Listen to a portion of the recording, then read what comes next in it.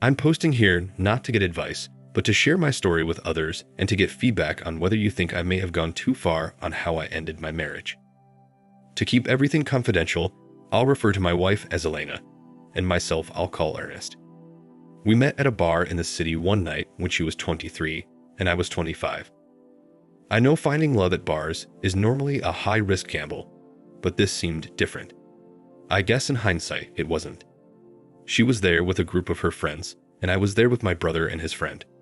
A band was playing, and my brother and his friend started dancing with a couple girls in their group. She and I were left standing alone and started chatting. It was loud, so we stepped outside. We spent most of the night out there just getting to know each other. At the end of the night, we exchanged numbers, and the following morning, she texted me and said how much she enjoyed talking to me and asked what I had planned today. The truth is, I didn't have anything planned, but told her I was going to go for a run and then take a bike ride just to impress her. She texted back and said that sounded fun and that she loved biking and asked me where I was going. I told her to a local bike trail where I rode occasionally.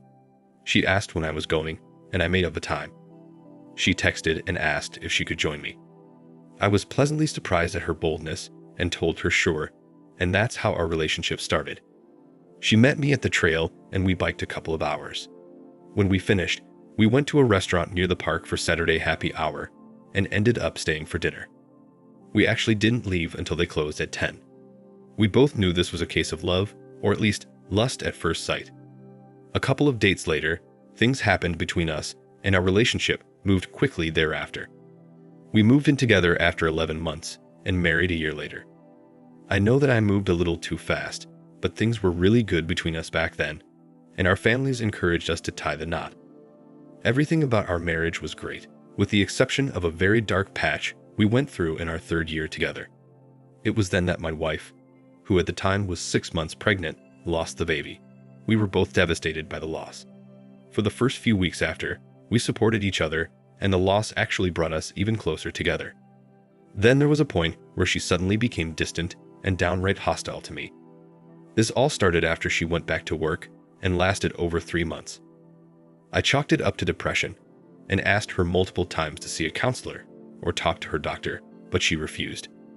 Throughout this time, I was very patient and supportive of her, but it was very difficult. She constantly criticized me and got emotional over the littlest thing, and several times up and left the house for hours out of frustration. She refused all intimacy and was withdrawn, spending most of her time texting back and forth with friends and her mother, or so I thought. Both our families noticed it too and asked her to seek help, but she refused and told them to mind their business. Things got so bad that I reached a breaking point. I had a heart-to-heart discussion with her and told her if she didn't change, I was leaving. She apologized and asked me to stay, swearing she would try harder, and equated everything to losing the baby. During the weeks that followed, she was better. The arguing stopped, but she was still distant, and we had limited intimate encounters, telling me it just didn't feel right or it was too soon. Then, out of nowhere, I got home one night and she had a dinner waiting for me, complete with flowers and wine. She met me at the door and told me how sorry she was for how she'd been acting. She told me that earlier that day while she was working, everything hit her like a ton of bricks. She said at that moment, she realized how terrible she had been to me and became so upset. She took the afternoon off to prepare dinner for us. From that day forward, my wife became more loving and affectionate than she had ever been. She has treated me like a king since then. Fast forward 90 days, and she became pregnant again. This pregnancy was successful, and she gave birth to our son. I now had what I thought was the ideal marriage: a loving wife, a beautiful child, great families, great friends, great jobs, and a nice home. Life was indeed good. That all lasted until one fateful Saturday morning 2 years ago now. Earlier in the week, I had bought my wife a new tablet for her birthday as her old one was over 7 years old and was no longer software supported by the manufacturer. While her old tablet was no longer supported, I could still use it for streaming. I thought I would put it in the garage on my work credenza and use it to listen to podcasts and satellite radio while I'm working out there. I looked around for her tablet and finally found it at the bottom of her underwear drawer. Strange place to put it, but I didn't realize why at the time. I took it out to the garage and powered it up, and when I did, a messenger application came up. She was still signed in, and I could tell from the message dates she hadn't used the app for nearly 3 years. I was about to minimize the application, but then decided to snoop a little and open one of the messages. I couldn't believe my eyes. It was a message between her and her then boss. In the message, she was explaining to him why they could no longer be together. She said what she had done was wrong, and she suddenly realized it that day. I then went back and found hundreds of messages between the two of them. The messages span a 3-month period that coincided with the time she was treating me so poorly. It all made sense now. She was having an affair with her boss that entire time. This guy and I sat together at company outings and golfed together several times during and after their affair. He has a wife and a son just a year older than our boy. I was furious. What infuriated me even more was the conversations between the two of them where they openly mocked me and his wife, and worst of all, where they bragged about what they did with us after their encounters. It was soul-crushing. I was devastated at first, but then just got angry. I thank God she wasn't home right then, as I don't know what I would have done had she been. I read each message in detail until she called me on her way home. Before she got there, I took the tablet out to my car to hide it from her and to make sure I still had access to the Messenger app for evidence. When she got back, I helped her put away the groceries and then told her I needed to go into the office for a couple of hours as I had forgot something. At the office, I synced up the tablet to a personal printer I have there and printed off their conversations. All 972 of them. While printing them out, I grew progressively angrier and contemplated my next move. When I left the office, I was full of rage and headed over to her boss's house. My plan was to go there and deck him. When I got on his street, I came to my senses and decided that was not a smart thing to do. Instead, I headed home to confront my wife. I was even more full of rage, but again, sanity kicked in and I decided against it. Instead, I went to the park near our house and walked for over an hour and devised a plan. Amazing how fresh air clears the mind. The one thing I knew was that I would be divorcing her. Nothing she could say could ever justify what she had done. I wanted to ambush her and humiliate her with a divorce to make her feel as bad or worse than I felt when I found out about her affair. I also wanted her to suffer. I thought, until I serve her with divorce papers, I'm going to treat her the same way she treated me when she was having the affair, and that's exactly what I did starting that Monday evening. During the day, I met with 2 different attorneys and picked one with a reputation of being ruthless to handle my divorce. I presented the attorney with all the messages and the tablet computer. According to her, this was more than enough to justify an at-fault ruling, as the messages included many graphic pics of the two of them, including several they took together. Why they took and sent those pics, who knows, but I'm glad they did. As my attorney said, without them, the infidelity would be more difficult to prove. The toughest part was waiting. My attorney said she would need a full 3 weeks to draw up the papers due to a backlog she had. I then contemplated how I would handle things with my wife. I couldn't stand the sight of her, but knew I had to play it cool until the papers were ready. Also, I had my 2-year-old son to think about. I wanted to make sure everything was good for him. As I said, I decided to treat my wife the same way she treated me during her affair. I refused all of her advances, acted distant, criticized her, and started arguments over ridiculous things. I know some are going to say I should have been the bigger person and not stooped to her level. To them I say, I didn't cheat, so I'm not stooping to her level. I'm just giving her a little taste of her own medicine. She noticed the change right away and did everything to please me. Even though she was doing everything right and had been since the end of her affair, I treated her like garbage. Thankfully, I only had to keep up this act for a little over 2 weeks as my attorney completed the paperwork faster than she originally thought. I then had to decide the best way to confront her. I decided to do it on a Sunday morning when both sets of our parents would be at the house. They normally come over right after Mass and have coffee and breakfast with us. My plan was to print out copies for them and ask them to read it, then hand a copy to my wife. After she realizes what it is, I would then present her with the divorce papers right in front of our parents.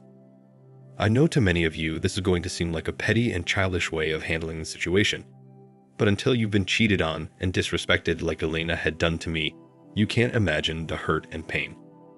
To make the confrontation even more dramatic, the night before, I took her out to an expensive dinner, bought her flowers, and we spent our first romantic night together in 2 weeks. Saturday came, and I arranged to have my sister-in-law pick up our son and take him to her house where he would stay overnight, and I would pick him up on Sunday afternoon. My wife absolutely loved the evening we spent together, and I could tell she felt a sense of relief after the way I had been acting during the previous 2 weeks. She told me how worried she had been about me. I felt guilty for a minute there, but then the pictures of her and her boss flashed through my mind along with the awful things they had said about me and the things she did to me after their encounters, and that guilt quickly left my mind. Sunday morning came, and I thought long and hard about backing out of the plan right up to the last minute, but in the end, I went forward with it. Our parents arrived and brought bagels, and we had coffee and juice ready like we normally do. We all sat around for 45 minutes or so talking and laughing. I then excused myself from the table and said I had something to show them. My wife looked at me puzzled. When I went to retrieve copies of the messages and photos, my hands were shaking and my heart was pounding. I took the copies in the bathroom, stared at the mirror, and again contemplated backing out, but thought about the messages and pictures again, and that motivated me forward.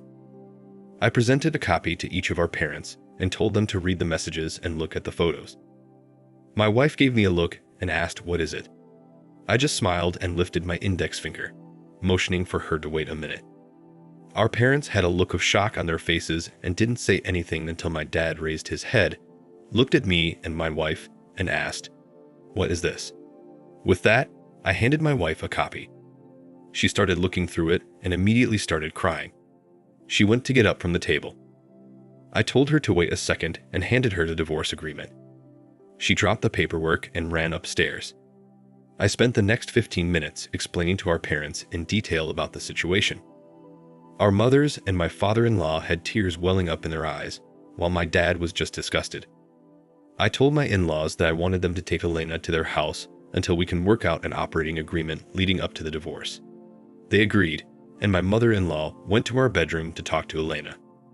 After 90 minutes of sobbing, Elena left with her parents without a scene. I think she was in shock. She had a blank stare on her face, and her eyes were raw from tears. The only thing she said to me when she left was that she was sorry and she loved me. I told her we'd talk tomorrow. She ran over to hug me, and I hugged her back as I didn't want to be confrontational at that point. I just wanted her gone. The following day, she texted and called me repeatedly, but I didn't respond until the evening. I called her and let her talk, which she did for over 20 minutes without stopping. She just kept apologizing, telling me how long ago it was, and that she thinks the shock of losing the baby made her do it. I listened, and when she finished, I just asked if she had read through the divorce papers. She said no, and then started crying and begging me not to divorce her. I told her that was her only option, and that I'd like to make it as painless as possible for the both of us and for our son. She just kept begging and crying, and eventually, I just politely ended the call as there was nothing coming from her end except sobbing. The next day at work, I got a call from her dad. He said they had taken Elena to the hospital as she was acting irrationally and threatening harm to herself. I told her dad I was sorry to hear that and wished her well, but I said I would not be visiting her. I called my attorney and informed her of the situation. She became angry as she warned me about handling the confrontation as I did. She said now things are likely to get complicated. Well, that it surely did. Elena remained in the hospital for 5 days and then was put into an intensive regimen of outpatient therapy after she got home. Her parents said the doctors believed she has dissociative identity disorder, also known as having multiple personalities. They told me the doctor said she may have been a different person mentally during the affair, and that's why she did it. I did some reading up on this condition, and there is no decisive testing that confirms this. It's just something doctors conclude looking at a person's behaviors, their medical history, and through observation. I didn't buy it. I thought it was just an excuse for bad behavior and something that could be used to her advantage in court. I called my attorney to let her know the news. She told me this was unfortunate, as this will definitely complicate matters and may delay the process depending on how her attorneys decide to utilize the diagnosis. While she didn't normally do so, she recommended that I voluntarily offer up marriage counseling. She explained that after my ambush antics, this gesture would be looked upon favorably by the courts. So that evening, I went over to my in-laws' home and visited my wife and took our son. We laughed and played for a while, and it felt like old times. I had my mother-in-law watch him for a while I talked to Elena and told her I wanted to go to marriage counseling. She was overjoyed and hugged me. I played along, but again, I had no intentions of reconciling. I was only following the recommendation of my attorney. We went to 6 sessions. The counselor was a nice woman, but I could tell her only goal was to keep us together no matter what. My wife took all the blame and offered me anything I wanted to stay. The counselor explained that my wife experienced PTSD from the lost pregnancy, which caused the DID. She tried to convince me that this was an anomaly, and that my wife was a completely different person now. Even though I was still boiling with anger inside, I held it together and just told them I can't do it. I said I would never get the pictures of my wife and her boss out of my head, and I would never forgive her for what she did to me and our family. The counselor kept telling me to remember that was not Elena, it was someone else. But I stayed firm and held my ground through multiple sessions of this. Eventually, the counselor gave in when she realized I wasn't going to change my mind. After much convincing, Elena eventually came to accept that I'd never get over the situation, and it would be best if we just became great co-parents for our son. When we went to trial, my attorney worked out an agreement with Elena's attorney, and we had everything agreed to before going into the hearing, splitting our assets 50-50 and sharing custody of our son. We also agreed there would be no child support or alimony as my wife had a good job, though she didn't earn as much as me. When we got into the courtroom, the judge pretty much put aside everything we agreed to and started from scratch.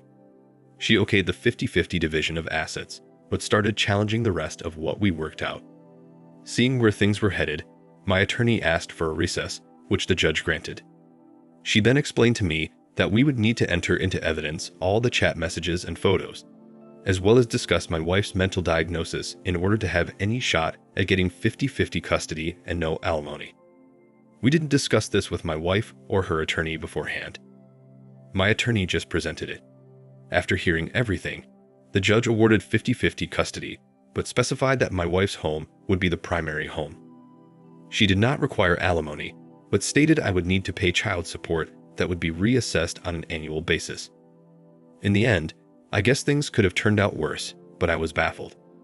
Since we live in an at-fault state, I thought the divorce would be a simple process. My attorney explained that the divorce process is relatively straightforward in all counties, except for those where the leadership and judiciary are more progressive. She said in those counties, it's a battle to get a fair deal for the husband, even when there's documented evidence of cheating. She explained that it depends on the judge, and that I was lucky this judge was somewhat moderate. I didn't realize things worked like this. So after we sold our house and split the proceeds, I moved just over the border to a suburban county, which has a more traditional value system. The drama with the divorce didn't end there though, as it was now time to inform the AP's spouse. I wanted to do this right after I confronted my wife, but my attorney insisted I wait until after the divorce was final.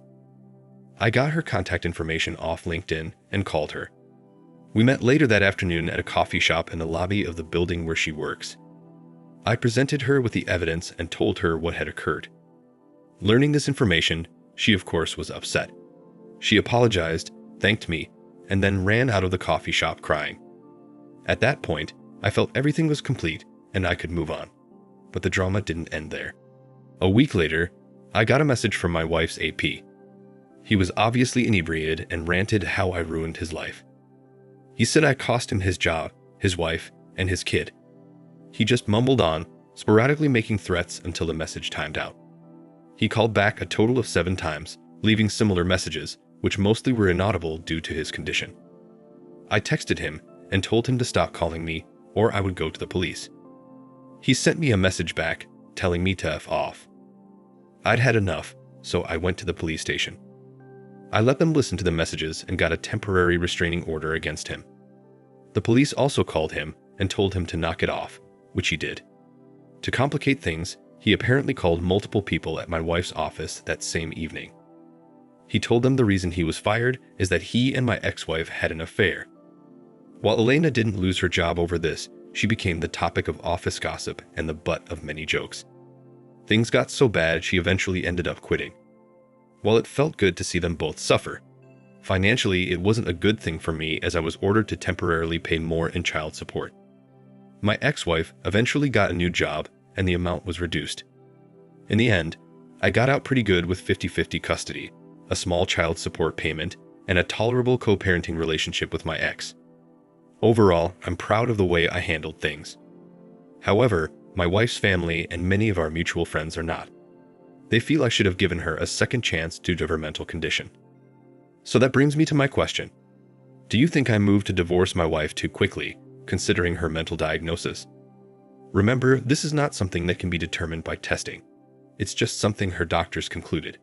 To me, she cheated and disrespected me in the most egregious way possible, and that's all that matters. I don't care what personality inside her did it. They say she is broken-hearted and remorseful, and all she wants is to have her family back. I do believe she is sorry and remorseful for her actions, but the damage has been done. And to me, there is absolutely no way I would ever get back together with her. I will just treat her professionally for the sake of our son and wish her well in her future endeavors. So that's the end of my story. Sadly, in some places, it seems as if men are treated like second-class citizens in divorce, even in at-fault states where a spouse has cheated. Thanks again, and take care. Ernest. Thank you for watching. Like, comment, and subscribe if you enjoyed the video.